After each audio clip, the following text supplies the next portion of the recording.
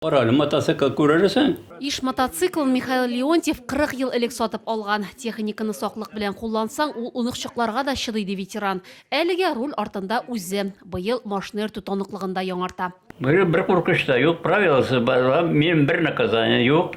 Корап бергәндә кәрәсәйбә дирергә кирәк. Һәрбер кешегә, чтобы бер-безгә мишат итмәскә. Быел ветеранга 93 яшь тула. Безнең төшү төркеме килүенә героебыз шкафыннан бәйрәм костюмын чыгарган. Күкрәгендә медальләр. Тормышы турында ветеран сәгатьләр буе сөйләргә әзер. Күргәннәреннән китап язарга була. Бар белгәннәрен балаларына сөйләп калдырырга тырыша. Булар барысы да эш арасында үтә. Җәй айларын ветеран бакчасында яши. Виктория үстерәбез, редиски, лук, суган бәрәңге, анда рит күрәмез, суган бәрәңге диешә бар. Редиски, помидорлар да бар. Михаил Варламович 2 бала тәрбияләп үстерә, 4 оныгы, 6 онык-чыгы бар. Бабабыз бөтен эшне дә үзе эшли. Озак еллар безне куандырып яшәсен ди, аның турында туганнары.